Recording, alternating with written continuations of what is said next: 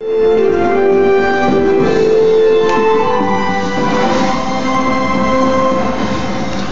the government work for us, or do we work for the government?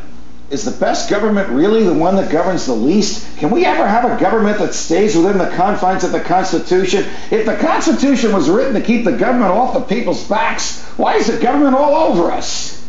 Tonight, whatever happened to freedom? Understanding where we go from here should start with understanding how we got here. We are the free and independent people of the United States of America. We are free because those who preceded us fought a war against a person who was then the world's grandest king and who presided over what was then the world's grandest empire. The Founding Fathers risked, as they like to tell us, their lives, their fortunes, and their sacred honors for the freedom and independence they won and we have inherited. But they were not saints. And initially, their cause was not popular. From the records available today, the people who measure historical trends have concluded that in 1776, only about 1/3 of Americans supported the revolution, about 1/3 of Americans opposed it, and about 1/3 of them didn't care. When I first looked at these numbers, I thought, in 1776, this was the grandest fight for the greatest amount of freedom for the most people at any point in history. So who could possibly oppose it? And who in their right mind could not care?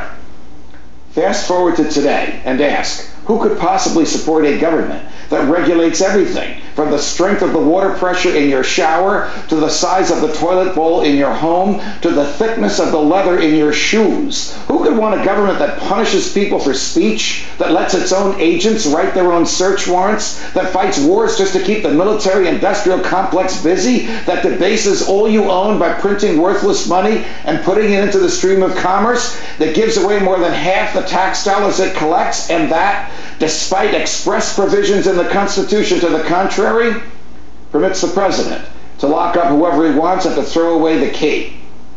Perhaps the colonists who didn't care if they freely chose their government or were cared for by a benevolent tyrant had an odd way of knowing what was coming. Perhaps those who opposed the revolution were afraid to take on the king, to challenge authority, and to risk their comfortable lives for the unknown. Well, we all know what happened. A relatively small part of the population pushed the culture and society toward freedom. And the freedoms that they chose were pure. I mean, after we won the revolution and wrote the Constitution, the new government and the political class assured all Americans that they could think as they wished and say what they thought and publish what they said, that they could associate or not associate with anyone. They could worship as they chose or choose not to worship. They could defend themselves with guns even against tyrants. That troops would never enter their homes, that only neutral judges would issue search warrants, and that the government could not take their lives, their freedom, or their property without a trial, at which their fault would be proven in front of a neutral jury. All this was guaranteed to the first generation of Americans and to their posterity, that would be us, because much of it had been denied them by the king and the parliament, and because Americans came to believe, even the 1/3 that were afraid and the 1/3 that didn't care, that these rights are ours by virtue of our humanity. Whether you believe that we are the highest order of natural selection, or whether you believe, as I do, that we were created by God in his image and likeness, you know in your heart that these natural yearnings, as St. Thomas Aquinas and Thomas Jefferson called them, are our natural rights, are a part of our humanity, and cannot long be denied us. And yet, they have been denied. The same Founding Fathers who wrote that Congress shall make no law abridging the freedom of speech, in fact, enacted the Alien and Sedition Acts, which punished speech that was critical of them, critical of the government.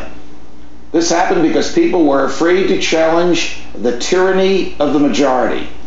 America, the greatest losses to our freedom have come not from someone attacking us, but from the government ignoring the Constitution and the majority letting them get away with it. The worst amendments to the Constitution were not those ratified by the states, but rather were amendments by consensus, where all three branches of government agreed to look the other way. When good people do nothing, bad things happen. So what shall we do?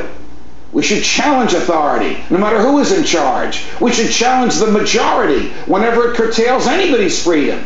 We should side with freedom no matter what the government says. We should vote out of office those who push the government outside the Constitution, no matter what earmarks they just brought home. And we should make the government afraid of us. Afraid of us. Because as Jefferson reminded us, when the people fear the government, there is tyranny. But when the government fears the people, there is liberty. From New York, defending freedom. Everybody's freedom whenever I can. So long.